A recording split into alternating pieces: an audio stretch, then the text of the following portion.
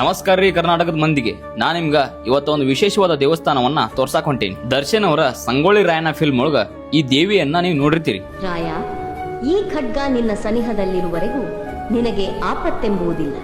ಈ ದೇವಿ ರಾಯಣ್ಣಗ ಖಡ್ಗ ಕೊಟ್ಟಿದ್ದು ಖರೆ ಆಯ್ತೋ ಅಥವಾ ಸಿನಿಮಾದೊಳಗ ಕಾಲ್ಪನಿಕವಾಗಿ ತೋರ್ಸ್ಯಾರೋ ಅದು ನಿಮ್ ಅಂದಾಜಿಗೆ ಬಿಟ್ಟಿದ್ದು. ಆದ್ರೆ ಈ ಬಿಷ್ಟಮ್ಮ ದೇವಿಗೆ ಸಂಗೊಳ್ಳಿ ರಾಯಣ್ಣ ನಡ್ಕೊಳ್ತಿದ್ದ ಅನ್ನೋದು ಮಾತ್ರ ಖರೆ. ಅಸಲಿಗೆ ಈ ದೇವಿ ನೆಲೆಸಿರುವುದು ನಮ್ಮ ಬೆಳಗಾವಿ ಜಿಲ್ಲೆ ಖಾನಾಪುರ ತಾಲೂಕಿನ ಕಕ್ಕೇರಿ ಅನ್ನುವಂತ ಗ್ರಾಮದೊಳಗ.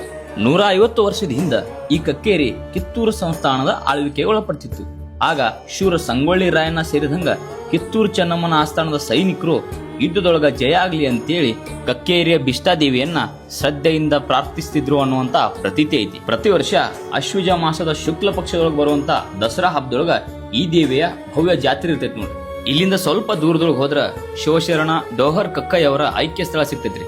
ಮೂಲತಃ ಮಧ್ಯಪ್ರದೇಶದ ಮಾಳವಾದವರಾದ ಇವರು 12ನೇ ಶತಮಾನದೊಳಗ ಕರ್ನಾಟಕದ ಕಲ್ಯಾಣದ ಬಿಜ್ಜಳನ ಆಸ್ಥಾನಕ್ಕೆ ಬಂದು ಬಸವಣ್ಣವರಿಂದ ಪ್ರಭಾವಕ್ಕೊಳಗಾಗಿ ಅವರ ಅನುಭವ ಮಂಟಪದ ಸದಸ್ಯರಾಗಿ ವಚನ ಕ್ರಾಂತಿ ಒಳಗ ಧುಮುಕ್ತಾರೆ. ಅಭಿನವ ಮಲ್ಲಿಕಾರ್ಜುನ ಅನ್ನುವಂತ ಅಂಕಿತ ನಾಮವನ್ನು ಹೊಂದಿದ ಡೋಹರ್ ಕಕ್ಕಯ್ಯ ಅವರು ಕೇವಲ ವಚನಕಾರರಷ್ಟ ಅಲ್ಲ, ಒಬ್ಬ ಯೋಧ ಕೂಡ ಆಗಿದ್ರು. ಒಂದು ದಿನ ಅಚಾನಕ್ ಆಗಿ ಬಿಜ್ಜಳದ ರಾಜನ ಕೊಲೆ ಆಗ್ತೈತಿ. ಆ ಕೊಲೆಯ ಆರೋಪ ಅಲ್ಲಿದ್ದ ಶಿವಶರಣರ ಮೇಲೆ ಬರ್ತೈತಿ. ಹಂಗಾಗಿ ರಾಜನ ಸೈನಿಕರು ಎಲ್ಲಾ ವಚನಕಾರರಿಗೆ ಕಿರುಕುಳ ಕೊಡಕ್ ಶುರು ಮಾಡ್ತಾರ.